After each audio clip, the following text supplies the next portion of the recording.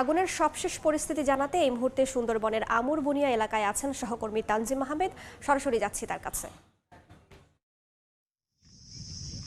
রাতভর সুন্দরবনকে বিনা প্রতিরোধে জ্বালানোর পরে সকাল থেকে যে নিয়ন্ত্রণ ব্যবস্থা নেওয়া হয়েছে আগুন নিয়ন্ত্রণের জন্য, এখন পর্যন্ত সেই আগুন কিন্তু নিয়ন্ত্রণে আসেনি।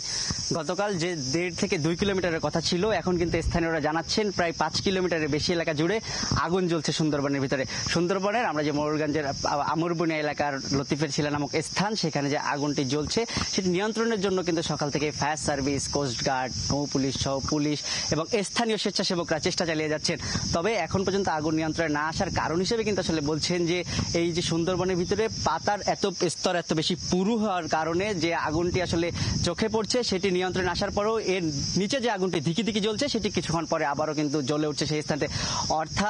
অর্থাৎ যে স্বেচ্ছাসেবক সহ ফায়ার সার্ভিস, কোস্টগার্ড, পুলিশের পক্ষ থেকে যারা রয়েছেন তারা যে জায়গাগুলোতে দৃশ্যমান চোখে দেখা যাচ্ছে আগুন জ্বলছে, সেখানে আগুন নিয়ন্ত্রণে আনার জন্য পানি ছিটাচ্ছেন, পানি দিচ্ছেন, কিন্তু তারপরেও কিন্তু আসলে আগুনটি নিয়ন্ত্রণে আনা যাচ্ছে না। এর কারণ হিসেবে যেহেতু আগুনের স্থান থেকে পানির যে স্থান সেটি কিন্তু বেশ দূরে, অর্থাৎ প্রায় 2 কিলোমিটার দূর থেকে যে পানি নিয়ে যেতে হচ্ছে ভিতর পর্যন্ত, সেটি কিন্তু আসলে পর্যাপ্ত নয়।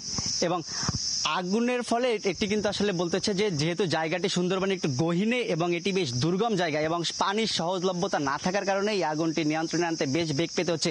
এবং আমরা কিছুক্ষণ আগেও আসলে সেই আগুনের স্থান থেকে ঘুরে এসেছি, সেখানে পুরো নেটওয়ার্ক বিচ্ছিন্ন একটি জায়গা বলতে হবে এবং সুন্দরবনের ভিতরে যেহেতু দুর্গম এলাকা, সেখানে বন্যপ্রাণীরও সংখ্যা রয়েছে। সেই জায়গাটি আসলে কিন্তু বিভিন্ন রকমের সংখ্যা পাশ কাটিয়ে যারা এখানে স্বেচ্ছাসেবক রয়েছেন, ফায়ার সার্ভিসের কর্মীরা রয়েছেন, তারা পথ করে আসলে যেহেতু দুর্গম জায়গা, সেখানে স্বাভাবিক মানুষের চলাচল নেই, সেই জায়গাটিতে কিন্তু মানুষ হেঁটে পথ তৈরি করে সেই আগুনের স্থানে পৌঁছাতে হচ্ছে।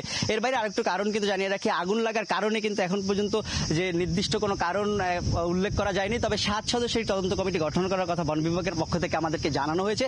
তবে একটি কথা জানিয়ে রাখতে চাই, প্রতিবারই সুন্দরবনে যে আগুন লাগে, আগুনের পরে তদন্ত কমিটি গঠিত হয়, তদন্ত কমিটি যে সুপারিশ করে সেই সুপারিশ কখনোই বাস্তবায়ন হয় না।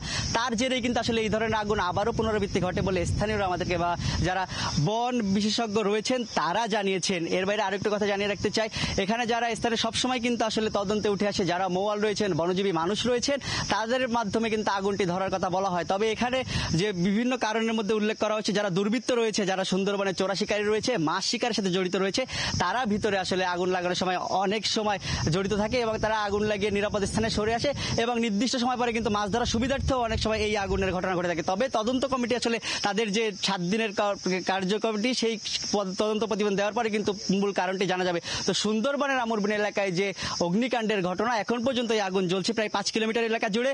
আমার কাছে সেই আগুনের ঘটনাই ছিল সর্বশেষ। সুন্দরবনের আমুরবুনিয়া থেকে সরাসরি যুক্ত ছিলাম। পিপিআর ও